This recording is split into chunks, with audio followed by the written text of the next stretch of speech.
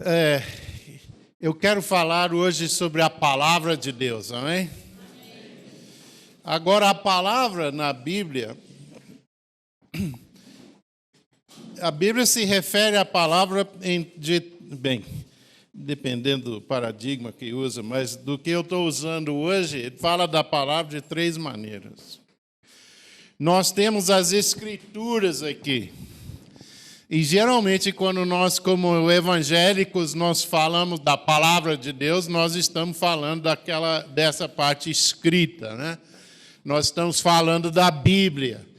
Nós temos dezenas de milhares de lugares ao redor do mundo dedicados a estudar a Bíblia. Nós sabemos que as Escrituras tem um valor imenso, incalculável.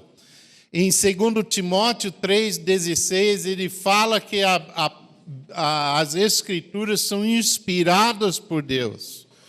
Nós cremos que Deus usou homens para escrever esta palavra. Eu gostaria de dizer homens e mulheres, mas de fato foram só homens, né? Então, ele inspirou a Bíblia de tal forma que ela sai no estilo do escritor, mas com um conteúdo que vem direto de Deus. Então, essas escrituras são um milagre, são maravilhosas. A palavra de Deus mesmo, escrita para nós. E a Bíblia fala em versículo 17, 2 Timóteo 3, 16 fala que é inspirado por Deus. 17 fala que esta palavra é útil para... E se você ler aquele versículo, você vê que as Escrituras são úteis para nos instruir, para nos transformar, para nos lapidar, para desenvolver o nosso ser. Eu acho que nós cometemos um grande erro quando nós nos aproximamos da palavra só para desenvolver teorias que não têm nada a ver com nossas vidas. Parece que toda vez que o homem se dedica a esse tipo de especulação, resulta em briga e não edificação. Ou como Paulo falou com Timóteo, evitar contendas sobre palavras. Eu já ouvi cada contenda. Então, a principal utilidade desta palavra é para mudar as nossas vidas, amém? Não se aproxime a essa palavra sem fazer aplicação pessoal. Senão você se enrola, você acaba disputando quantos anjos podem dançar na ponta de uma agulha. Que não ajuda ninguém com nada. Agora, mas se você pega um crente no Senhor Jesus, sentado num canto, e ele abre a palavra, e é ele e a Escritura, sabe o que produz? Morte. 2 Coríntios 3,16, a letra mata, mas o Espírito dá vida. Hebreus 4,12 fala que a palavra de Deus é viva e eficaz. Então, isso não é como qualquer outro livro que existe, não. De alguma forma, ele vive e sabe discernir os nossos corações, dividir alma e espírito. É sobrenatural, é uma palavra viva. E eu tenho analisado ao redor do mundo, quem estuda em seminário, em todas as denominações, em todos os continentes, e por longa história, quem vai para estudar, e a focalização não é a operosidade do Espírito, mas é o que está escrito aqui. Nós vemos essa palavra como se fosse apenas uma fonte de ideias, de proposições. Eu sei de que eu estou falando agora porque eu fiz 4 anos de faculdade teológica. Formei em Bíblia. E a gente tratava a Bíblia não como algo vivo, mas mais como uma mina de ouro do que como um corpo ou algo vivo. A gente chegava, metia a mão, arrancava proposições. Essa é uma verdade, essa é outra verdade, essa é outra verdade. E depois nós colamos aqui num tipo de...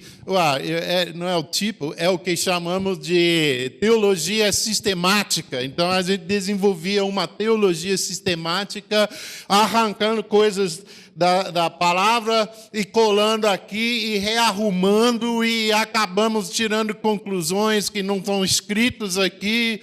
E, eu sei lá, mas naquele processo tudo há algo que produz a morte. As pessoas que perdem a fé e que perdem a vocação fazendo isso é a maioria. E às vezes até 80%. Porque nós não deixamos a Bíblia ser o que ela fala que seja. O que é? Nós não deixamos ela viver. Então não basta a gente ter o que está escrito aqui e estudar diligentemente. Estudo mais o que está escrito é igual morte. Mata. Pior, talvez a gente usava as ferramentas do cinismo, a lógica do iluminismo. Quantos aqui sabem o que é iluminismo? Quantos aqui estudaram? Você tem, pelo menos, vamos dizer, 8 anos de estudo, ou mais. Você já teve seu cérebrozinho assim, lavado com os conceitos do iluminismo. O iluminismo é aquela parte da educação, e as instituições educativas do mundo são dominadas pelo iluminismo, até nossos seminários e faculdades teológicas.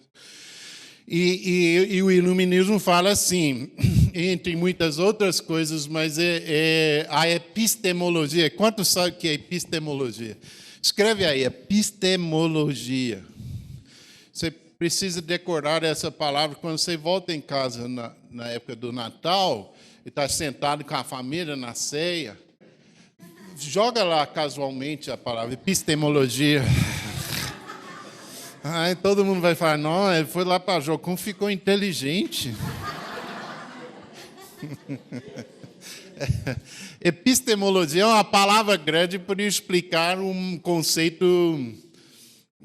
eu não vou dizer que é simples, mas é como nós sabemos das coisas.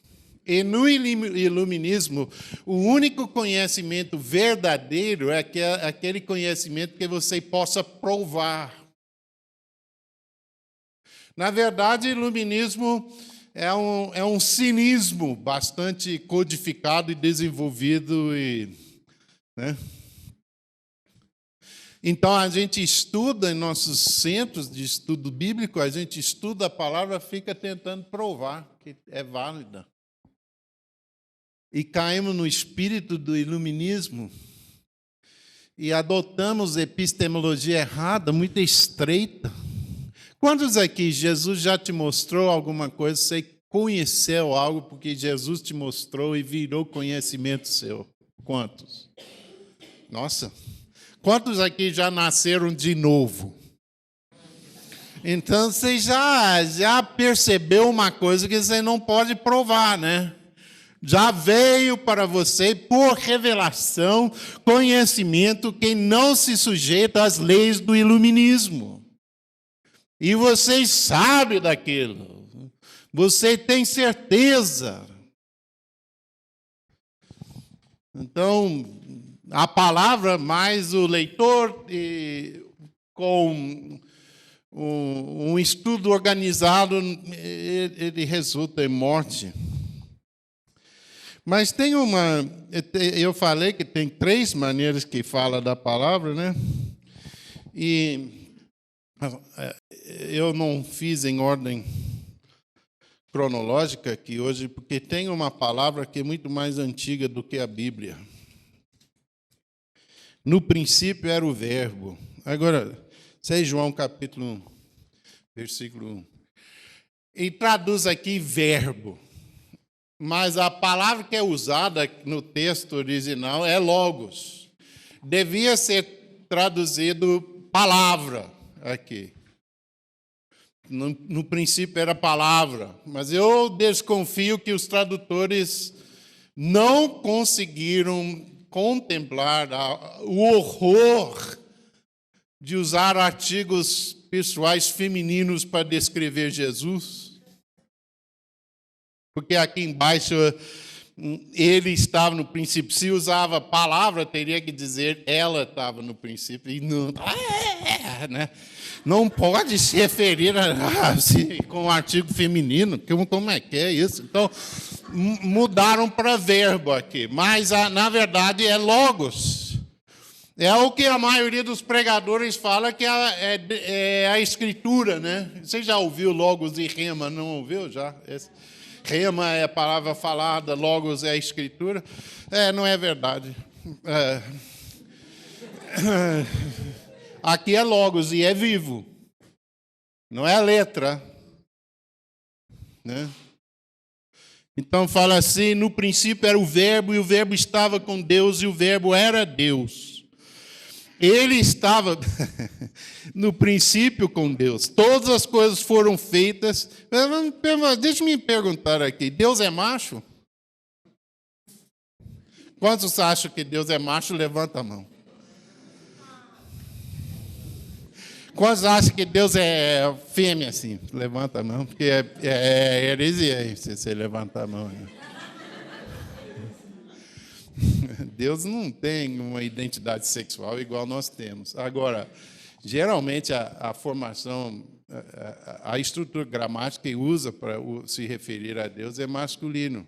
Mas num momento na história, a Bíblia fala que Deus criou o homem na sua imagem e semelhança, homem e mulher os criou. Deus não tem mais a imagem masculina do que a feminina. Tanto mulher como homem. Quantos notaram que há uma diferença entre mulher e homem? Né? Viva a diferença, né? É boa essa diferença. Mas Deus, tanto a mulher quanto o homem foram feitos na imagem e semelhança de Deus. Mas ele está aqui falando sobre a palavra. Todas as coisas foram feitas por intermédio dele, e sem ele, nada do que foi feito se fez.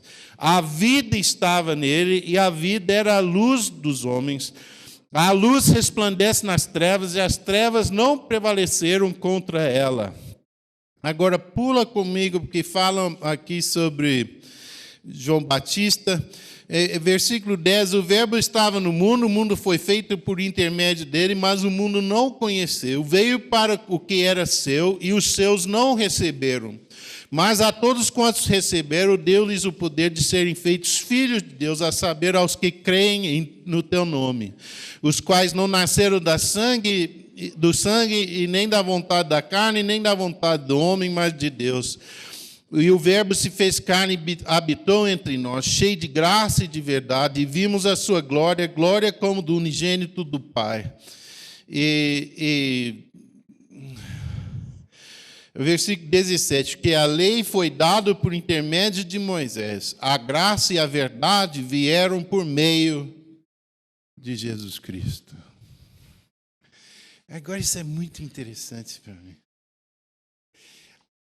A palavra é. E lendo esse texto fica muito claro que é Jesus. Quando é que Jesus começou?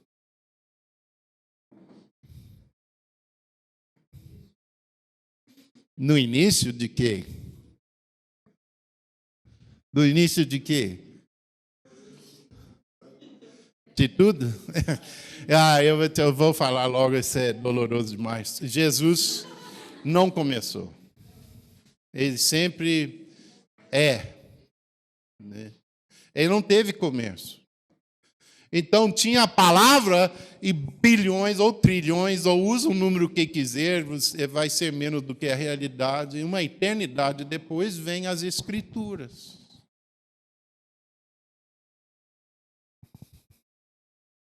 Então, aqui nós temos aquela palavra, mas aqui a palavra é dinâmica, é uma pessoa.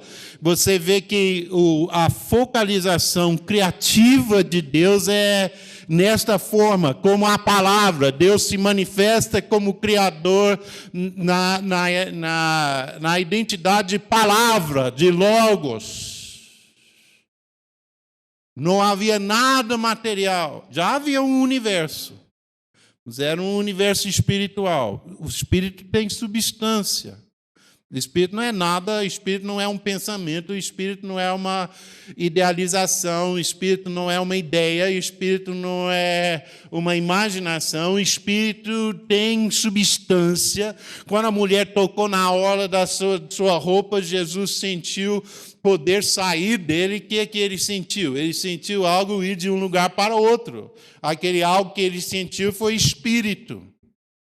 O espírito nós não conseguimos examinar usando nossos 5 sentidos, mas tem substância. E esse universo tinha substância antes de ter o material. Aí vem a palavra. Você pensa comigo, vai lá atrás, lá atrás. Aí não tem uma molécula, não tem nada físico. Mas tem um plano no coração de Deus de nos criar para nos incluir na família dele. Efésios capítulo 1. E ele tem que criar um lugar para nós. E não havia nada, nada, nada. E aí, de repente, no Big Bang, e o universo começa a expandir na forma de gases, assim, e aí a gravidade começou a efetuar uma atração e planetas se formaram, estrelas e tudo que nós conhecemos como universo físico. O que aconteceu entre aquele nada material e o universo material? Aconteceu a palavra. Sem ele nada foi criado que se criou. Deus falou. Bum! O universo. O universo perfeitamente adequado para nós. Tinha que acontecer milhões de coisas exatamente, de forma exatamente correta nos primeiros nanosegundos da criação, para a vida ser possível.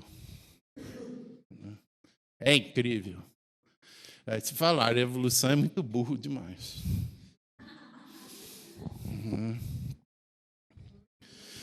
Agora, interessante, você sabe que esse universo que nós vivemos, quanto mais os cientistas estudam o universo, mais misterioso fica.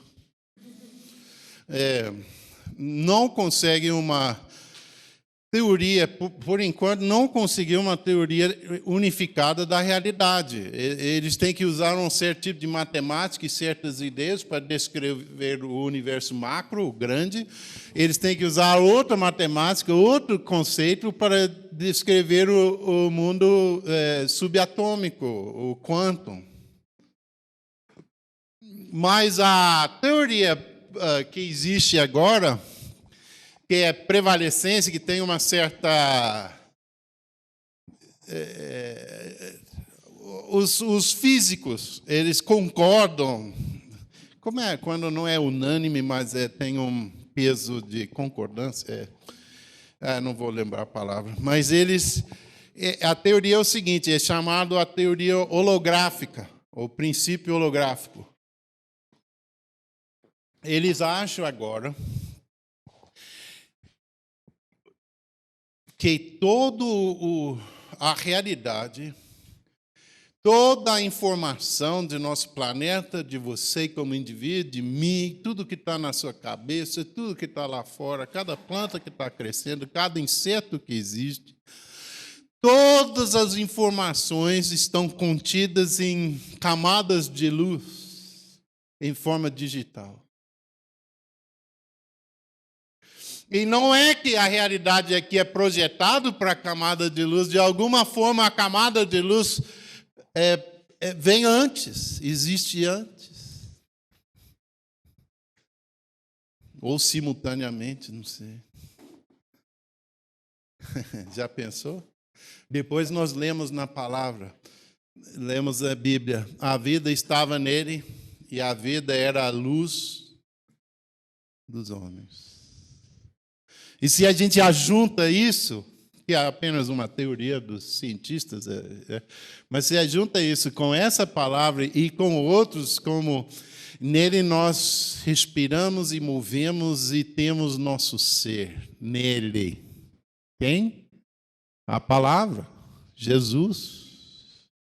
Ou ele mantém todas as coisas pela palavra do seu, hein? Não sabem o que está escrito? Ele mantém todas as coisas pela palavra do seu poder.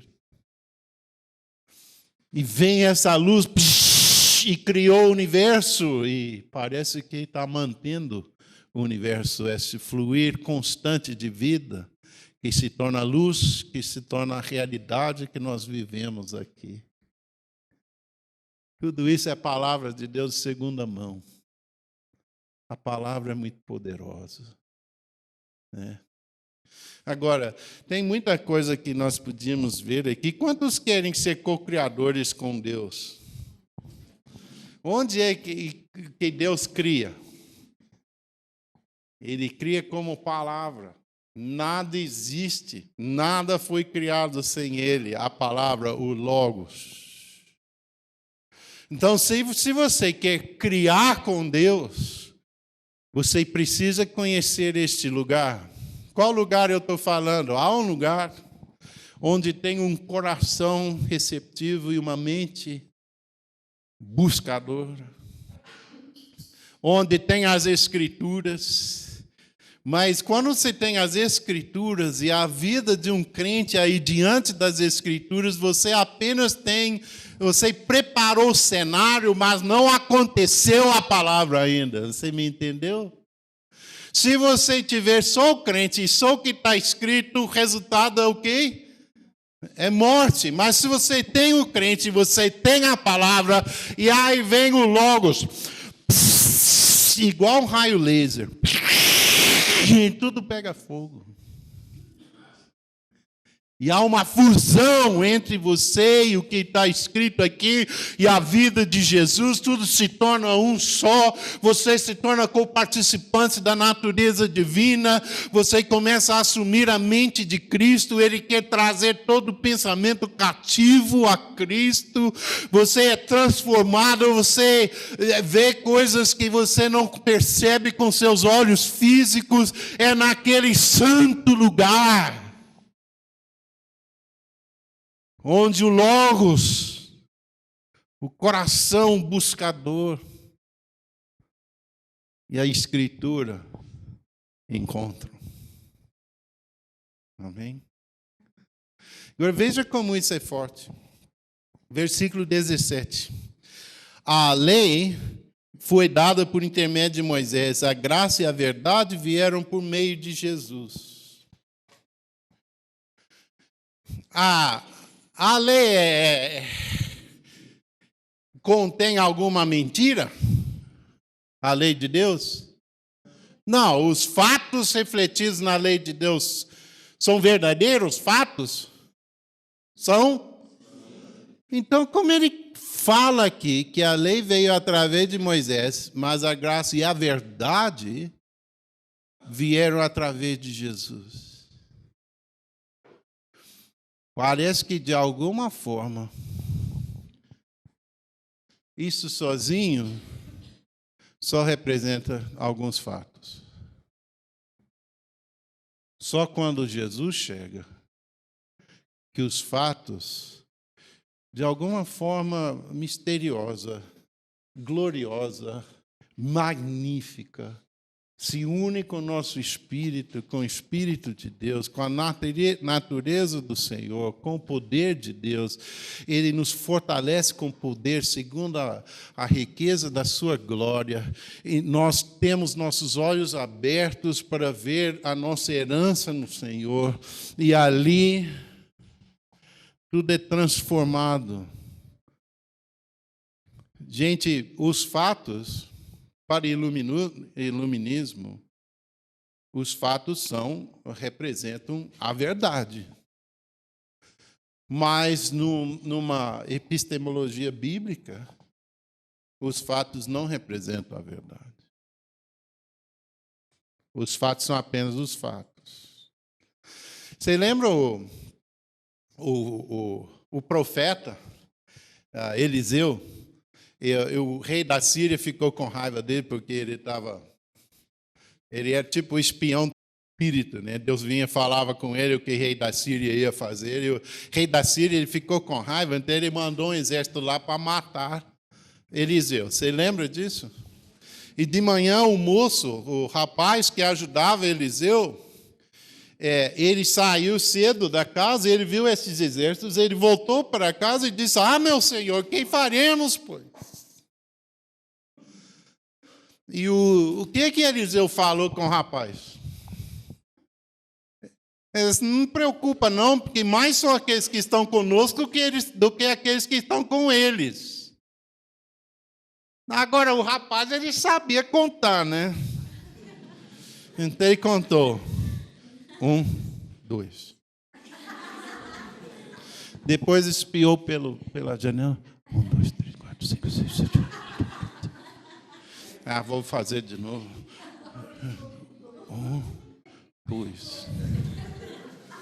Ele deve ter pensado, mas que hora para o profeta pegar Alzheimer? Ficou louco. Ele fala: eu estou vendo os fatos aqui, e o fato é que eles são mais numerosos do que nós. Aí o que é que Eliseu fez? Ele disse: abre os olhos dele, Senhor, para ele ver. De repente ele olhou e viu carruagem de fogo por todos os lados. Ele superou os fatos e percebeu a verdade. Vocês estão vendo como é que os fatos nem sempre é verdade? Quantos de vocês têm fatos difíceis na sua vida agora? Quantos de vocês estão achando que você não presta? Quantos aqui já tiveram, de fato, você já pecou vergonhosamente contra o Senhor? Esses são os fatos. Mas a verdade é que você vai ter uma eternidade gloriosíssima, além da sua imaginação, porque você é um filho de Deus e co-herdeiro com Cristo Jesus. A lei veio através de Moisés, mas a graça e a verdade veio com Jesus, e Jesus é o Logos.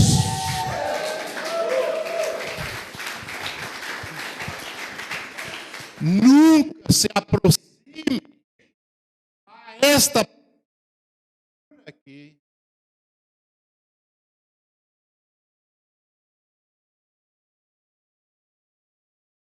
Jesus. Acho que eu estourei alguma. Não, aqui tá bom.